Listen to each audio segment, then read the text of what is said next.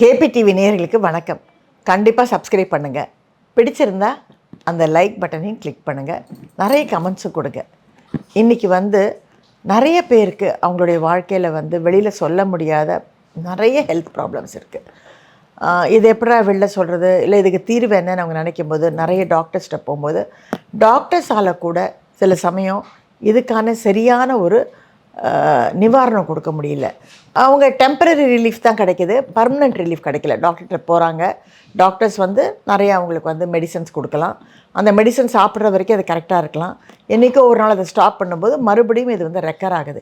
இப்படி அடிக்கடி ரெக்கர் ஆகக்கூடிய இந்த ப்ராப்ளம் என்னென்னா இரிட்டபிள் பவுல் சிண்ட்ரம். அதாவது நம்ம வயிறு அடிக்கடி என்ன சொல்கிறது, ஒரு பிரச்சனையை கொடுத்துக்கிட்டே இருக்கும். சாப்பிட்ட உடனேயே நமக்கு மோஷன் போகணும் அப்படிங்கிற மாதிரி ஒரு ஃபீலிங் வரும். அப்படி மோஷன் போகும்போது நம்ம சாப்பிட்ட அந்த நல்ல சத்துள்ள என்ன சொல்கிறது மினரல்ஸ், விட்டமின்ஸ் எல்லாமே மோஷனில் வெளியாகிடுது. ஏன்னா நம்ம அதை உள்ளே தங்கிறதுக்கு நம்ம இடம் கொடுக்கறது இல்லை. நம்ம கொடுக்கறதுன்னு இல்லை, அந்த ஒரு ப்ராப்ளத்தில் அப்படி தான் நடக்கும். பட் இது ரெகுலராக இது மட்டும் தானான்னு பார்த்தா கிடையாது. இப்போ வெளியில் ஒரு ஃபங்க்ஷனுக்கு போயிட்டு ஒரு நாடகத்தில் நம்ம உட்காந்து நாடகம் பார்த்துட்ருக்கோம், இல்லை ஒரு உபன்யாசம் கேட்டுட்ருக்கோன்னா திடீர்னு இது நமக்கு மறுபடியும் அந்த ஒரு மோஷன் வர ஃபீலிங்கை கொண்டு வந்துக்கிட்டே இருக்கும். நிறைய பேர் இதை அமீபியாசிஸ்ன்னு நினச்சிக்கிறாங்க. ஆனால் ஆக்சுவலாக இது அமீபியாசிஸே கிடையாது. இது out and out irritable bowel syndrome. So இந்த சிண்ட்ரமை எப்படி கரெக்ட் பண்ணுறது அப்படின்னு சொல்லிட்டு நான் ஜென்ரலாக என்னுடைய நிறைய ஃப்ரெண்ட்ஸுக்கு இது இருக்குது.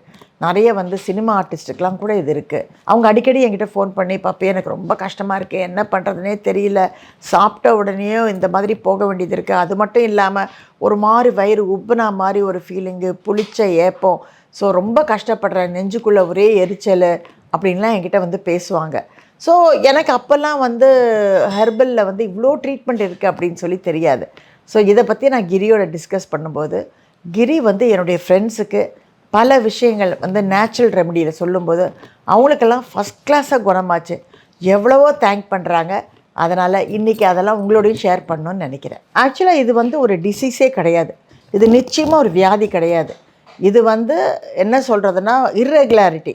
நம்ம சாப்பாடை டைஜஸ்ட் பண்ணுற அந்த ஒரு சிஸ்டம் இருக்கு இல்லையா, அதில் வரக்கூடிய ஒரு இர்ரெகுலாரிட்டி. இப்போ நம்ம டாக்டர்கிட்ட போகும்போது என்ன ஆகிடுதுன்னா அவங்க சரி உங்களுக்கு இன்டைஜஷன் ப்ராப்ளம், சரி உங்களுக்கு ரொம்ப லூஸ் மோஷன் ஆகுதா, அதுக்காக அவங்க ஏதாவது ஒரு மருந்து கொடுப்பாங்க. அது நம்மளை கொண்டு போய் கான்ஸ்டிபேஷனில் எடுத்தோம். இல்லை டாக்டர் சொல்லுவாங்க உங்களுக்கு ரொம்ப ஸ்ட்ரெஸ்ஸாக இருக்குது, ஸோ ஸ்ட்ரெஸ்ஸை கம்மி பண்ணுங்கள், நிறைய வாட்டர் குடிங்க அப்படின்னு சொல்லிட்டு அவங்க சில மருந்துகள் கொடுக்கலாம். இல்லையா நீங்கள் நிறைய ஆன்டிபயோட்டிக் ஏற்கனவே சாப்பிட்ருக்கீங்க, அதனால தான் இந்த மாதிரியான ப்ராப்ளம்லாம் உங்களுக்கு வருது அப்படின்னு அவங்க எடுத்து சொல்லலாம். பட் எதுவாக இருந்தாலும் இதுக்கு ஒரு சரியான ஒரு தீர்வு அப்படின்னா கிடையாது. ஸோ அது நம்ம ஸ்டூல் எக்ஸாமினேஷனுக்கு கொடுக்கலாம், நம்ம நம்மளுடைய யூரினை எக்ஸாமினேஷனுக்கு கொடுக்கலாம், நம்ம ஒரு எண்டோஸ்கோப்பி பண்ணிக்கலாம். எது பண்ணாலும் இது திரும்ப திரும்ப நமக்கு, அதாவது இது யாருக்கு இருக்கோ, நமக்குன்னா நான் நம்மளை சொல்லலை, யாருக்கு இந்த சிஸ்டமில் இந்த மாதிரி இர்ரெகுலாரிட்டி இருக்கோ அவங்களுக்கு மட்டும் இது ரொம்ப முக்கியமான ஒரு விஷயம். ஆக்சுவலாக இதுக்கு பார்த்தீங்கன்னா நல்ல தீர்வு நம்மளுடைய முன்னோர்கள் நிறைய நேச்சுரல் ரெமடியில் பண்ணியிருக்காங்க. அந்த காலகட்டத்தில் மருத்துவங்கிறது ஒரு என்ன சொல்கிறது, ஆயுர்வேதா மட்டும்தான் இருந்தது, வேறு எதுவுமே இருக்கல. ஆனால் இயற்கை மருத்துவங்கிறது மட்டும் நம்மளுடைய எல்லா வீட்லேயுமே இருக்குது, எல்லா வீட்லேயுமே இருந்துச்சு. இன்றைக்கி நம்மெல்லாம் ஃப்ளாட்ஸுக்கு மாறிட்டோம், நம்ம ஒரு மாடர்ன் லைஃபுக்கு மாறிட்டோம், ஒரு சிஸ்டம் போயிடுச்சு. நேரத்தோடு தூங்குறதில்ல, முக்கியமாக நம்ம யாருமே என்னையும் உள்பட நேரத்தோடு தூங்குறதே இல்லை. அந்த காலகட்டத்தில் எனக்கு நல்ல ஞாபகம் இருக்குது, என்ன ஒர்க் இருந்தாலும் அம்மா காத்தால 4:30 மணிக்கு எழுப்பி விட்டுருவாங்க. வேறு வழியே கிடையாது. எந்திரிச்சு காலங்காத்தால் அந்த அவங்க ஒரு சொம்பு தண்ணி கொடுப்பாங்க, அதை குடிச்சே ஆகணும், இல்லைன்னா உதை தான். அதே மாதிரி ஷூட்டிங் இல்லைன்னா ராத்திரியில் ஒரு பெரிய கிளாஸில் மஞ்சள் போட்டு அதில் கொஞ்சம் சுக்கு அப்புறம் என்னென்னமோலாம் போடுவாங்க, மிளகெல்லாம் போட்டு கொதிக்க வச்சு நல்ல பசும்பால் காய்ச்சி வச்சுருப்பாங்க. அது ஒரு கிளாஸ் குடிச்சிட்டு தான் படுக்க விடுவாங்க. நேரத்தோடு லைட் ஆஃப் பண்ணி விட்ருவாங்க. 9:30 மணிக்கெலாம் லைட் ஆஃப். குசு குசுன்னு கூட பேச முடியாது, ஏன்னா அப்போ ஃபோன்லாம் கூட கிடையாது. ஆட்டோமேட்டிக்காக கண்ணை மூடி இருட்டில் படுத்துருக்கும்போது தூங்கிடுவோம். அதனால் நமக்கு அந்த டிஸ்டர்பன்ஸே கிடையாது. ஆனால் டெலிவிஷன் ஒன்று வந்ததுக்கப்புறம் அதை நைட்டு பூரா பார்க்குறது. அப்போ கூட ஒரு 11:30 மணியோடு நிறுத்திக்கிட்டு இருந்தோம். லாஸ்ட்டு ப்ரோக்ராம் 11:30 முடியும். இப்போ யூடியூப்னு வந்ததுக்கப்புறம், நெட்ஃப்ளிக்ஸு, அமேசான் இதெல்லாம் நம்ம வாழ்க்கையில் ஒரு அங்கமாக வந்ததுக்கப்புறம் நம்ம யாருமே 1 மணிக்கு முன்னாடி தூங்குறது இல்லைங்கிறது என்னுடைய அபிப்பிராயம். பல பேர் ஒழுங்காக தூங்குறீங்கன்னா சமத்து குட்டிங்க, ஓகேயா? இது ரொம்ப சிம்பிளாக சொல்லணும்னா, ஹார்ட்வேர் நல்லா இருக்குது, ஆனால் சாஃப்ட்வேரில் சின்ன சின்ன கிளிச் இருக்குது. இந்த கிளிச்சினால் என்ன ஆகுதுன்னா, அது நம்மளுடைய நரம்புகளை பாதித்து நமக்கு ஒரு தேவையில்லாத ஒரு இரிட்டேஷனை கொடுத்துக்கிட்டே இருக்கும். அதுவும் வந்து ஒரு 2-3 தடவை நம்ம மோஷன் போயிட்டோன்னு வச்சுக்கோங்களேன், திரும்ப திரும்ப போகணுங்கிற அந்த ஃபீலிங் இருக்கும். இது என்னப்பா இது எல்லோரும் முன்னாடியும் இப்படி நடக்குது அப்படிங்கிற ஒரு ஃபீல் வரும். வெளியில் போகிறதுக்கே ஒரு பயம் வரும். அதனால் இதுக்கெல்லாம் என்ன ரெமெடி, இது எப்படி வந்து நேச்சுரலாக ட்ரீட் பண்ணலான்னு நம்மளுடைய கிரிதர், அதாவது எனக்கு கிரிதர்னு ஒரு ஃப்ரெண்ட் இருக்கார், நான் சொன்னேன் இல்லைங்களா ஹைதராபாடில், அவர் பல நல்ல விஷயங்களை வந்து கண்டுபிடிச்சி, நான் வந்து என்னுடைய சில சினிமா இண்டஸ்ட்ரியில் கூட சில ஆர்டிஸ்ட் இருக்காங்க, அவங்க பேரை நான் சொல்ல விரும்பலை, அவங்களுக்கெல்லாம் கூட இந்த ப்ராப்ளம் இருந்தது. அவர் ட்ரீட்மெண்ட் கொடுத்து அவங்க என்னை ரொம்ப சந்தோஷமாக நான் பெட்டராக இருக்கேன் பத்மினி அப்படின்னு சொல்லியிருக்காங்க. ஆக்சுவலாக உங்களுக்காக அவர் அமைச்சிருக்காரு இதோடைய ஃபங்க்ஷனல் டிஸார்டர்ஸ் என்னென்ன உதாரணம்னு சொல்லியிருக்காரு. ஐபிஎஸ் இரிட்டபிள் பவுல் சிண்ட்ரம், வயிறு வலி, மலப்பிரச்சனை, ஃபைப்ரோமயாலஜியா உடல் முழுக்க வலி ஆனால் வீக்கம் கிடையாது, ஃபங்க்ஷனல் நியூராலஜிக்கல் டிஸார்டர் பலவீனம், நடக்க முடியாமல், அதிர்வு, வலிப்பு போன்ற நரம்பில் அறிகுறிகள் ஆனால் மூளையில் சேதமில்லை, ஃபங்க்ஷனல் அப்பப்போ செஸ்ட் பெயின் வரா மாதிரி ஒரு ஃபீலிங், கான்ஸ்டிபேஷன் வரும், க்ரானிக் ஃபேட்டிக்யூ அப்படின்னா நம்ம எந்திரிக்கும் போதே டயர்டாக எந்திரிப்போம், ரொம்ப டல்லாக எந்திரிப்போம், குளிக்கிற வரைக்கும் நமக்கு வந்து அந்த ஒரு ஃப்ரெஷ்னஸ் வராது. ஸோ த ஃபைனல் கன்க்ளூஷன் என்னென்னா, நம்ம கட்டு நல்லா இருந்தால் நம்ம உடம்பு ரொம்ப நல்லாயிருக்கும். சரி வாங்க வாங்க, ரொம்ப நேரமாக இதையே சொல்லிகிட்டு இருக்கீங்க, முதல்ல விமோச்சனம் என்ன அதை சொல்லுங்கள் அப்படின்னு நீங்கள் அங்கே சொல்கிறது பட்சிக்கு கேட்குது. வாங்க என்ன நிவாரணம்னு பார்ப்போம். நம்ம கட் நல்லா இருக்கணும்னா ரொம்ப ரொம்ப முக்கியம், நம்ம வந்து அவாய்ட் பண்ண வேண்டியது மைதா, அதாவது பிஸ்கெட், ப்ரெட்டு, எந்த ரூபத்தில் மைதா இருந்தாலும் அந்த மைதாவை நம்ம சாப்பிடவே கூடாது. அது வந்து இந்த கட்டுக்கு வந்து ஒரு மிகப்பெரிய ஒரு விரோதி. அதே மாதிரி கூல்ட்ரிங்க்ஸு, நம்ம நினைக்கலாம் ஒரு கோக்கு தானே, ஒரு ஸ்ப்ரைட்டு தானேப்பா எவ்வளோ நல்லா இருக்குப்பா, ஆனால் அது அவ்வளோ பிரச்சனையை உங்கள் உடம்புக்கு உண்டாக்கும். உங்களுக்கு ஆசையாக இருக்குன்னா இளநீ குடிச்சுக்குங்க ப்ளீஸ். இனிமேல் வந்து நம்ம ஆஸ்பத்திரி பக்கம் போகக்கூடாது. எங்கள் அக்கா ஆஸ்பத்திரியில் இருந்து எவ்வளோ கஷ்டப்பட்டாங்க, நான் கண்ணால் பார்த்தேன். தயவுசெய்து உங்கள் எல்லோரையும் கெஞ்சி கேட்டுக்கிறேன், நமக்கு சாவுங்கிறது நிச்சயம், அதுலேருந்து நம்ம தப்பிக்க முடியாது. ஆனால் அதுக்காக ஆஸ்பத்திரி போய் அவஸ்தைப்பட்டு நம்ம சாக வேண்டாம். நம்ம ஒழுங்காக நம்ம ஹெல்த்தை பார்த்துக்கிட்டா நேச்சுரலாக நமக்கு டேட் வரும்போது அது என்னவோ கடவுள் பார்த்துக்கிட்டோம்.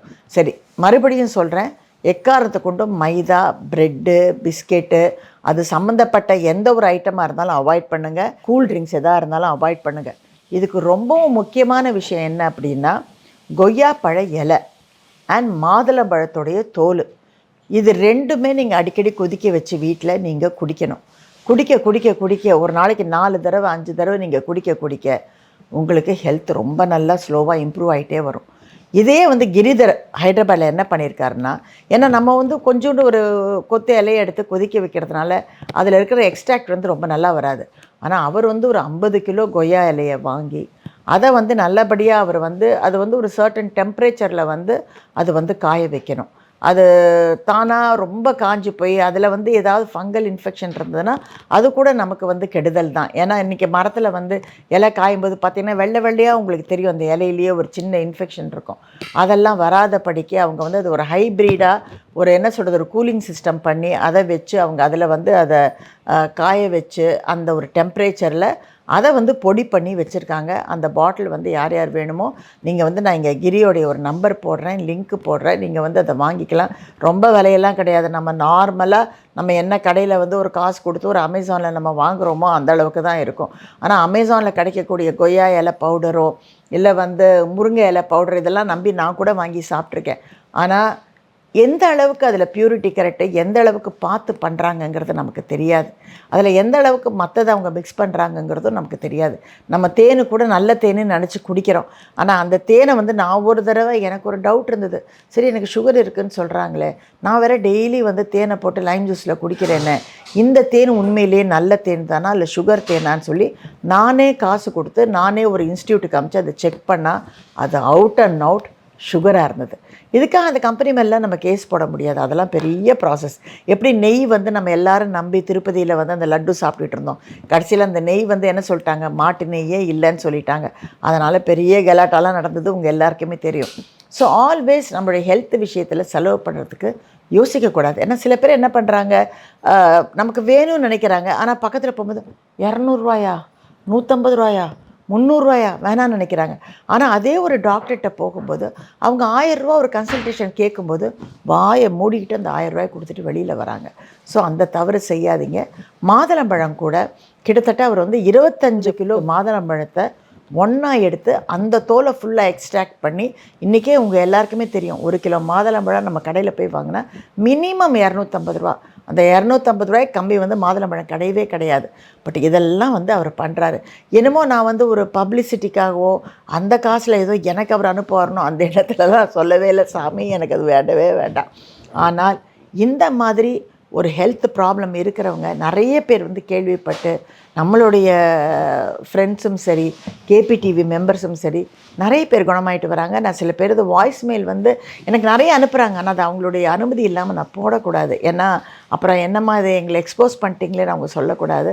ஸோ யாருக்கு இந்த பிரச்சனை இருக்கோ கண்டிப்பாக வந்து நீங்கள் வந்து கிரியை வந்து காண்டாக்ட் பண்ணுங்கள், மெசேஜ் போடுங்க.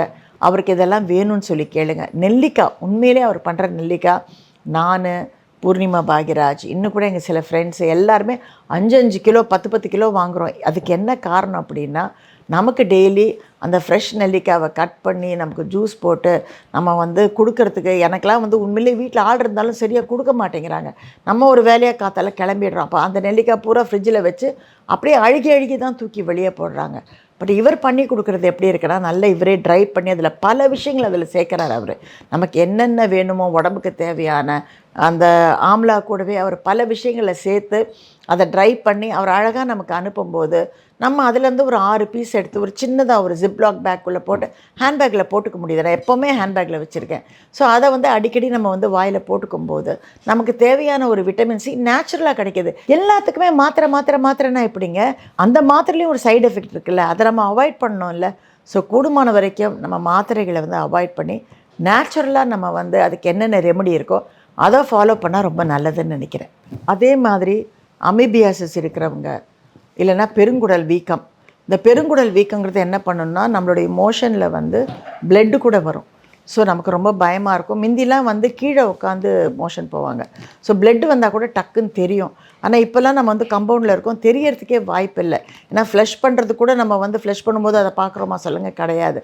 ஸோ அது ரொம்ப கேர்ஃபுல்லாக நீங்கள் வந்து நோட்டீஸ் பண்ணணும். இந்த பெருங்குடல் வீக்கத்துக்கும் அமீபியாசிஸ்க்கும் கூட இவர் பண்ணுற இந்த கொய்யா இலை டீயே, இந்த நம்மளுடைய மாதுளம்பழம் தோலுடைய டீயே, அப்புறம் வந்து இந்த நெல்லிக்காய், இதெல்லாம் ரொம்ப ரொம்ப நல்ல இம்ப்ரூவ்மெண்ட்டை கொடுக்கும். சரி அம்மா, எங்களுக்கு வந்து வாங்குறதுக்கு வசதியே இல்லைம்மா, நாங்கள் எங்களுக்கு அவ்வளோ கூட முடியாதுமா அப்படிங்கிறீங்களா, தயவுசெய்து நீங்கள் ஒரு பழத்தை வாங்கி நீங்கள் அந்த தோலை வந்து நீங்கள் கொதிக்க வச்சு டீ குடிக்க ஆரம்பிங்க. என்ன இம்ப்ரூவ்மெண்ட் வருதுன்னு பாருங்கள். இலையை அதே மாதிரி கொதிக்க வச்சு குடிக்க பாருங்கள். ஸோ இம்ப்ரூவ்மெண்ட் வரும்போது டெஃபினட்டாக வந்து உங்களுக்கு இதை வாங்கணும், இதை நம்ம சாப்பிட்ணும், இதை ரெகுலராக நம்ம ஹெல்த்தை நம்ம பார்த்துக்கணுங்கிற நம்பிக்கை வரும். ஒன்று மட்டும் சொல்கிறேங்க, நம்ம உடம்பு நல்லா இருந்து நம்மளே வந்து குளிச்சுக்கிட்டு, நம்மளே வந்து சாப்பிட்டு, நம்மளே வந்து பாத்ரூம் போயிட்டு வரா மாதிரி இருக்கணும். நமக்கு இன்னொருத்தர் வந்து உதவி பண்ணுற மாதிரி நம்ம படுத்த படுக்கையாக இருக்கிறது மட்டும் கூடவே கூடாது. அந்த மாதிரியான ஒரு நிலைமைக்கு நம்ம உடலை வந்து நம்ம தள்ளக்கூடாது. ஸோ எனக்கே இப்போ பயம் வந்திருக்கு. அதனால் நானே வந்து இப்போ ரெகுலராக வந்து டயட் பண்ண ஆரம்பிச்சிட்டேன். என்னுடைய சுகர் வந்து இப்போ வந்து 5.5க்கு கொண்டு வந்துட்டேன். எனக்கு 6.5ல் இருந்தது. 6.5 நீங்கள் வேறு, எங்களுக்கு 6.8 இருக்குமான்னு சொல்கிறவங்க நிறைய பேர் இருக்காங்க என்கிட்ட ஃபோனில். ஆனால் நான் வந்து 6.5க்கே பயந்து அதை நான் இப்போ 5.5 கொண்டு வந்துட்டேன். ஏன்னா இருக்கிற வரைக்கும் யாருக்கும் உபத்திரவம் இல்லாமல், ஏதோ நம்ம வந்து நிறைய வெளியில் போய் அலைய முடியலன்னா கூட அட்லீஸ்ட் நம்ம கம்ஃபர்டபுளாக இருக்கணும். நம்ம வந்து எப்போ பார்த்தாலும் டப்பாவில், என் ஃப்ரெண்டு ஒருத்தங்க இருக்காங்க, அவங்க வந்து கலராக டப்பா வச்சுருக்காங்க. காத்தால மருந்து, மத்தியானம் மருந்து, சாயங்காலம் மருந்து, ராத்திரி மருந்து, அந்த கை பூரா இவ்வளோ கை முழுக்க வந்து மாத்திரை குடிக்கிறாங்க. இதெல்லாம் எவ்வளோ ஆபத்தான ஒரு விஷயங்க. அது வந்து கேட்டால் ஹெர்பல் மெடிசன் தான் சாப்பிட்றேன்னு சொல்லுவாங்க. ஸோ நான் என்ன சொல்கிறேன், ஹெர்பல் டேப்லெட்டாக இருக்கட்டும், டேப்லெட்டை விட இது எவ்வளவோ பெட்டர். இது வந்து நேச்சுரல் ரெமெடி. தயவுசெய்து இதை ஃபாலோ பண்ணுங்கள். இன்றைக்கி உங்களுக்காக நான் வந்து இரிட்டபிள் பவுல் சிண்ட்ரம், அதுக்கு என்னென்ன பண்ணணும் அப்படிங்கிறத நான் கிளியராக சொல்லியிருக்கேன்.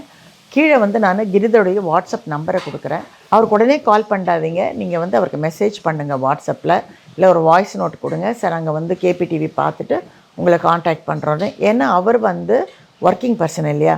ஸோ அவர் உங்ககிட்ட ஃபோன் பண்ணி உங்களை பற்றி ஒரு 15 நிமிஷம் பேசணும். உங்களுக்கு என்னெல்லாம் பிரச்சனை இருக்குது, இப்போ நீங்கள் என்னெல்லாம் மருந்து சாப்பிட்டுட்டு இருக்கீங்கன்னு தெரிஞ்சுக்கணும். ஸோ தட் அதனால் எந்த வித பாதகமும் வராமல் அவர் உங்களுடைய ஹெல்த்தை அனலைஸ் பண்ணி உங்களுக்கு எந்த விதமான இது கொடுத்தா உங்கள் ஹெல்த்துக்கு வந்து கரெக்டாக இருக்கும்னு சொல்லி அவர் டிசைட் பண்ணி உங்களுக்கு தேவையானதை வந்து அவர் அனுப்பி வைப்பார். Love you all, take care, ஹெல்த்தியாக இருங்கப்பா. See you in another episode. For more such exclusive contents, do subscribe this channel and click the bell icon.